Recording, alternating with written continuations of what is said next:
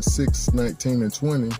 Or do you not know that your body is the temple of the Ruach HaKodesh, who is in you, whom you have from the Most High? You are not your own, for you were bought at a price. Therefore glorify Yahuwah in your body and in your Ruach, which are the Most High's. Hallelujah. See, we were already purchased, family.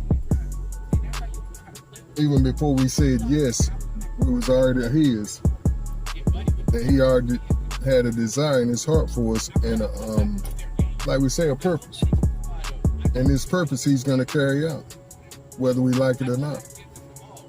He's going to put us through the hell and high water to get us to this place.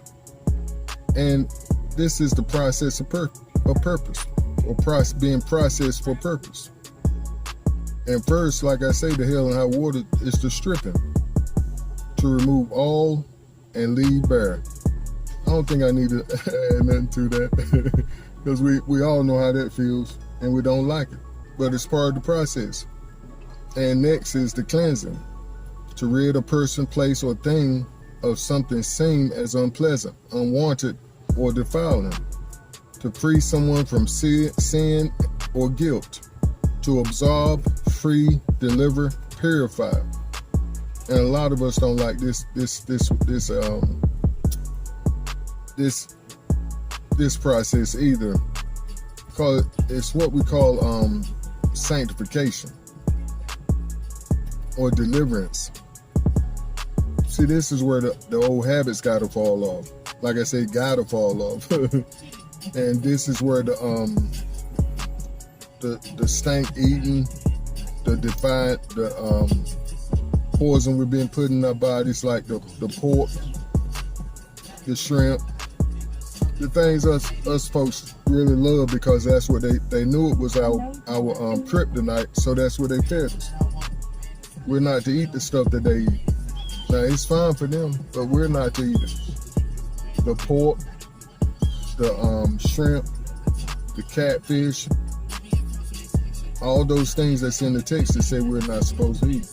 All of this has to fall off. And then comes the fortifying process. And it's to fortify means to provide a place with defensive works as protection against attack.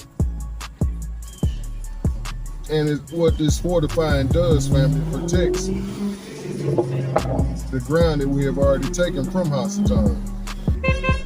Because do know that your temple is something he don't want to part with. He want to hold on to that temple. He want to hold on to the tool that he has in you. And then we're released for duplication. This is the part I like. It's to make or be an exact copy of, to reproduce or give rise to a copy of itself, replicating. Hallelujah. And we see this process in Genesis 1 and 28. And then Yahuwah blessed them, and the Most High said to them, be fruitful and multiply, fill the earth and subdue it, and have dominion over the animals and so on and so forth.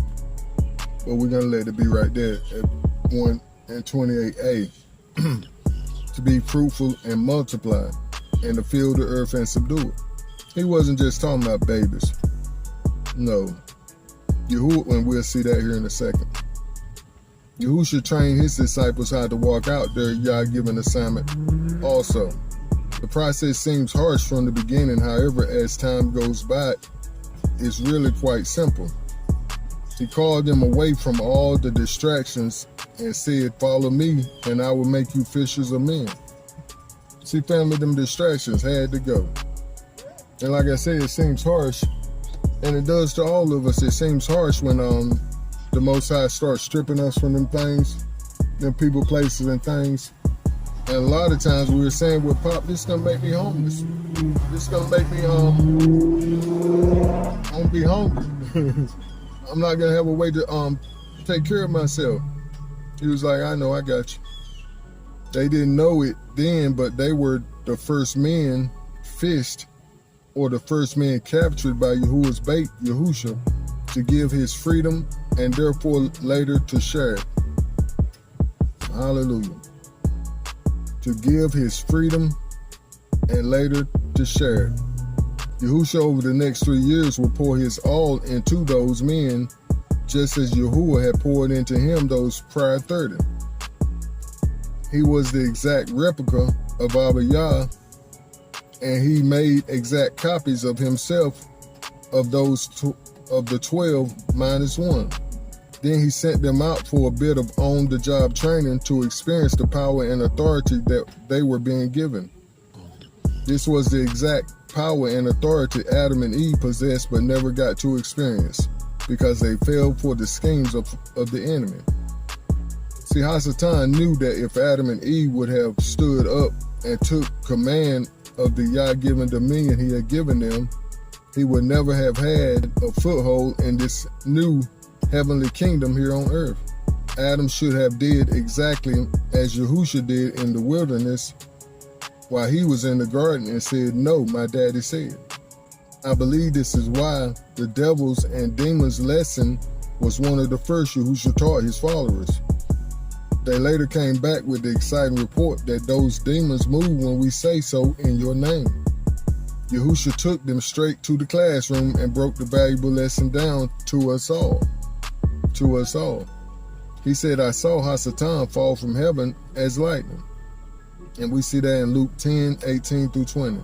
"Behold, I give you the authority to trample on serpents and scorpions, and over all the power of the enemy, and nothing shall by any means hurt you. Nevertheless, do not rejoice in this, that the spirits or the ruachs are subject to you, but rather rejoice because your names are written in heaven, and that you have an earthly task." That was my added 2 cents. Yahushua knew that if he secured the most valuable lesson in his followers, as well as us, that our mission would be all but complete. We would simply need to just walk it out. That's with our Abba leading the way, of course, every step by step by step. That's the other most important lesson, knowing his voice, which we just spoke on in the prior recording. Listen to the coach only. He said that my sheep knows my voice. And we see that in John 10:27. My sheep hear my voice, and I know them, and they follow me. And John 10:5, it says, "And a stranger they will not follow, but will flee from him, for they know not the voice of strangers." So as we are equipped and trained by our loving Abba Yah to carry out our kingdom assignment, we have absolutely nothing to worry about concerning the ops. We must need simply be ourselves and simply follow his voice wherever he leads. Now, when I say be ourselves, that's the self that he made us to be, because we're not our own. We're that image that he created from the beginning, before time itself was started, before the foundations of this earth were started, which is time. We too will have a bountiful catch. Hallelujah, family. You are not your own. You're being processed for purpose. Grand idea. And I needed this today, family. I sure did. It was such a reinforcing idea to what I've been going through. I'm not my own. I have to be I'm being processed to do a greater work. And that's every time we get up in the morning, family. There's always something new for us to learn, for us to do. Hallelujah. But I love y'all so much, family. Do know you're not going through anything strange. The text says we're all going through these things. That your brothers and sisters are going through the same thing. But the most important thing, we're going through it with him, and he's processing us for his purpose, for his reason. Do stay up, family, and keep pushing forward in the right direction. Shalom.